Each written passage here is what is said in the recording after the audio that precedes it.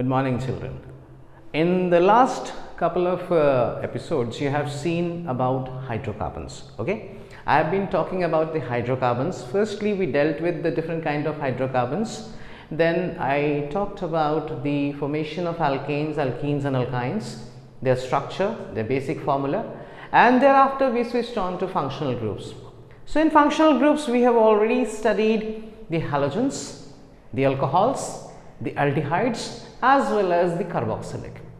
Now today, coming down to the 10th state board as well as the CBSE syllabus, there are two functional group more which are left, which are to be taught to you. First one is called a ketone.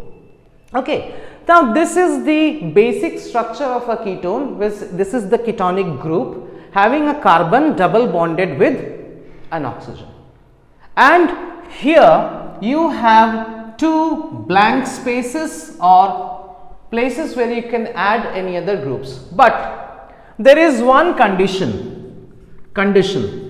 What is the condition is that the middle carbon which is having the ketonic group, it has to be associated with two more carbons over here.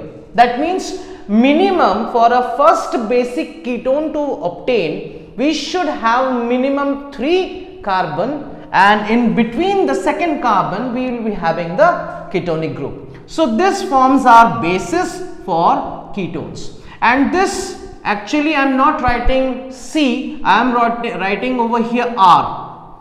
Here also I am writing R. Here R represents the alkyl radical. Students, you remember we talked about the alkyl radical in detail when we were talking about your methyl, ethyl, propyl, butyl and so on the other things, right? So now this is the ketonic formula and this is what we have in ketone.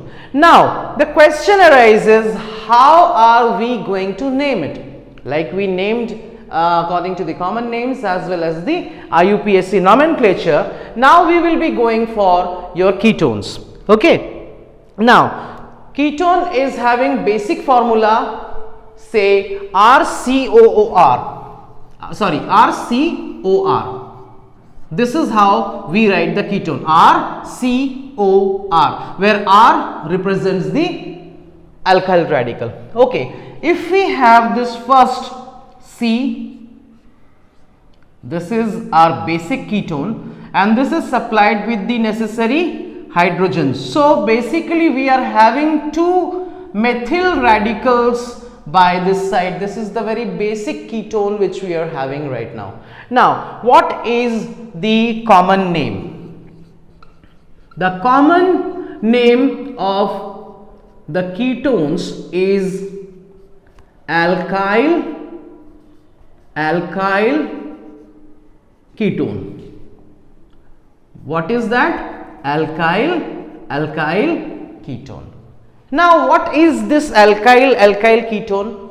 Whatever the ketone is, we will be writing the ketone followed by the two alkyl radicals which are over there. This is the first alkyl radical and this is the second alkyl radical. Obviously the naming depends on the alphabetical series like A, B, C, D, E, F, G, H. Alright. So whenever we will be naming them, we will be naming them as per the alphabetical series. The common name is alkyl ketone and IUPAC nomenclature is alkanone. So ketones ONE we are having and the parent alkane, and remember students, the parent alkane means all the carbons put together, the ketonic group, the alkyl, both the alkyl radicals. For example, if we take this as the example, we see that apart from ketonic group we have two more carbons. That means the entire carbon chain is of 3. So what will be the name, IUPAC name of this? This is meth, eth, prop. So this will be propanone. This is the IUPAC nomenclature. Now apart from IUPAC we come down to common name. Now what is this group? This is the CH3 or the methyl radical. This is another CH3, that is the methyl radical. So we now have two methyl radicals. So your common name will be, you can say methyl ketone, or you can have another way of writing. Instead of writing 2 times methyl, you can write it as dimethyl ketone. Now, one question might be arising in your mind, ki, sir, if instead of both being methyl, if there is a change, okay, fine, then we will go for a change, right? Let's see another example. We have the ketonic group over here. Let this be your CH3. Let's add one more carbon. Okay, let's add one more carbon so that this alkyl radical becomes something different, right? So now students, what is this becoming? This is the ethyl radical, okay, and this is what we have is the methyl radical. Now for common name, I told you earlier also that we will be following the alphabetical series. So we have two radicals, ethyl and methyl. Now if we start from A, B, C, D, E comes first and M comes later. So the name will be ethyl methyl ketone. And the IUPAC, since we are having 1, 2, 3, 4 carbon atoms over here, meth, eth, prop, but. So this will be IUPAC, we will be naming it as butanone. Okay, so this is how we go on for the ketones. Now where are we using ketones? The basic ketone, that is this propanone, is also having another common name named as acetone, and this acetone especially the girls will be knowing because they are using the nail polish, and the basic nail polish remover which you are using is acetone. So this is how we understand the ketone, the ketonic group, the alkyl radicals, and the rules for naming the ketones group. Okay. Now student, continuing the functional group, we are having ester. In your course of 10th CBSE as well as the state board, you don't have very much to study about ester, because you will be studying more or less in 11th and 12th classes organic chemistry, but still there is a beginning of ester, since the alcohols when they react with carboxylic acid, you get another thing which is known as ester, that is the esterification reaction, which you will be studying in the next classes when we come down to the chemical equations and reactions. Right, for the time being, just to bring a brief knowledge in front of you as to what is an ester.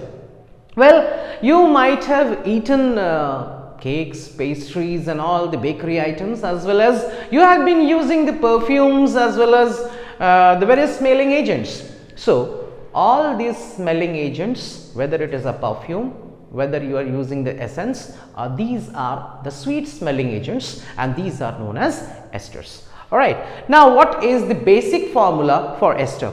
Ester is having, like in ketones, we studied ketone was having a basic formula of RCOR, means R, that is the alkyl radical, carbon is bonded doubly to an oxygen, followed by your alkyl radical, right?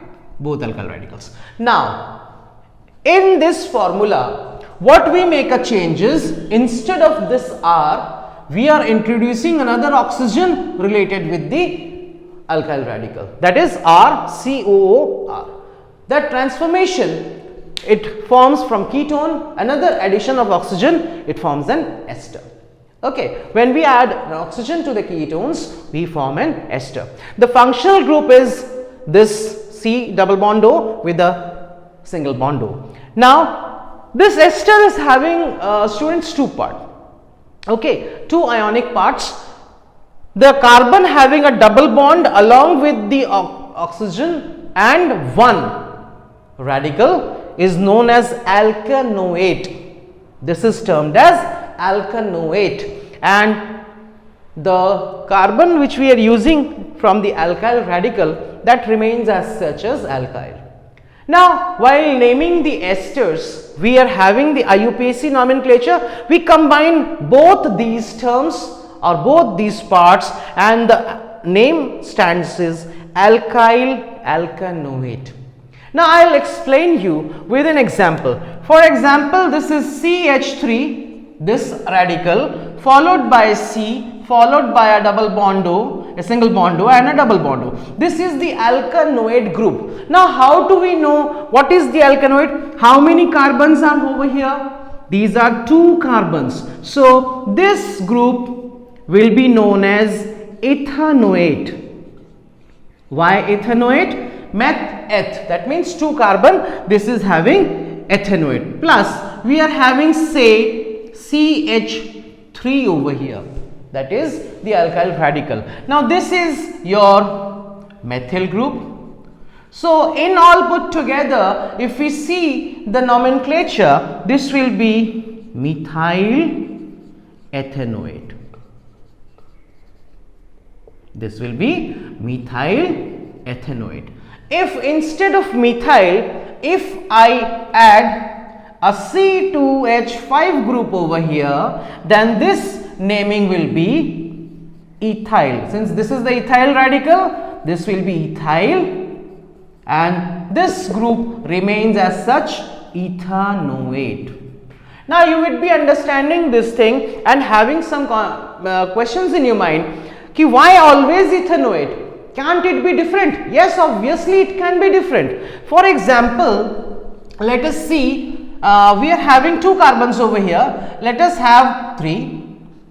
Okay, now this is the double bond O, this is the single bond O, and these are the hydrogen substitutes which are having to complete the octet, right? So, now we have this group. Now, this we see how many carbons are over here? 3. So, now this is not ethanoate. 3 carbons stands for meth, eth, prop. So, this entire group is now propanoate, alright. This is propanoate, and followed by plus an alkyl radical, which can be ethyl, methyl, propyl, and anything as per your choice. So, this is how the esters are named. Okay, this is how the esters are named, and we have talked in this video about the ketones as well as the esters. I will just give you some brief about how to just distinguish between all the things, because now is a big question which I am going to ask. How will you differentiate between an aldehyde and a ketone? Do you get my question? How will you differentiate between an aldehyde and a ketone? Why I am asking you this question, I will just give you a brief about this. Now, as you know that aldehyde, what is the formula for aldehyde? Can you remember? Anybody? Okay, aldehyde, for example, if I am having CH3CHO, this is an aldehyde, right? Since it is having CHO. So, what is the formula for this? What is the name for this? This is 1 carbon, this is 2. Okay. So, what is this? This is ethanol. Okay, this is ethanol. This is an aldehyde. Now, if we see the carbon, how many carbon are over here? 1, 2. C2. How many hydrogen? 4. H4O.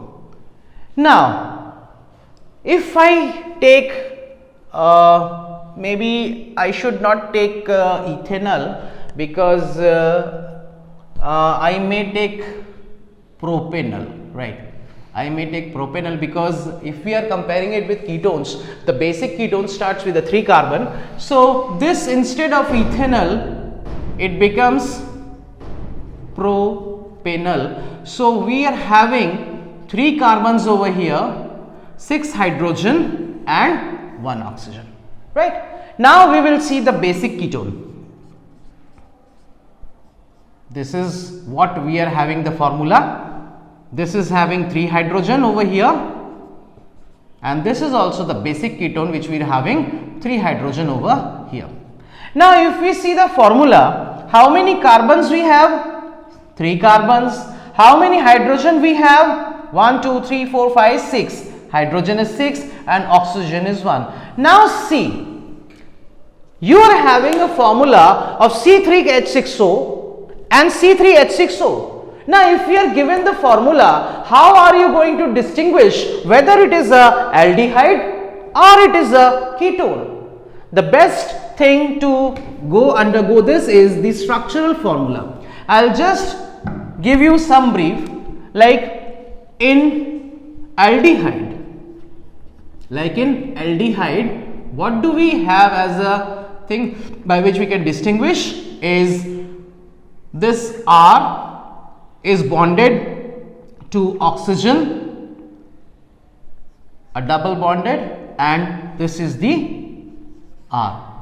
Okay, so this is, say, this is an aldehyde. Okay, we are having R, that is the alkyl radical, which is bonded doubly with the oxygen, and there is a hydrogen.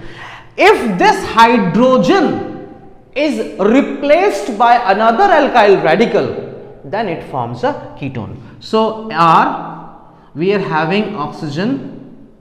Okay, we are having an oxygen, this double bond, and this is R. If we are having R, this is a ketone. Follow the structures and follow the formula, and just remember, in aldehyde there has to be a hydrogen present over here in a single bond. If the hydrogen is not present, then this is never ever an aldehyde. If the hydrogen is present, it is an aldehyde, and if the hydrogen is being replaced by another alkyl radical, then by closed blindfolded you can say that this is nothing but a ketone. Formula may be the same, but the structures make the difference. So by this we come down to the end of the functional groups as far as the 10th standard CBSE or the state board syllabus is concerned. In my next lecture, we will be dealing with all the chemical equations, reactions, the esterification as well as the saponification, and all the major reactions in this. Thank you very much for watching. Please do subscribe to the videos for getting more and more of it. Thank you.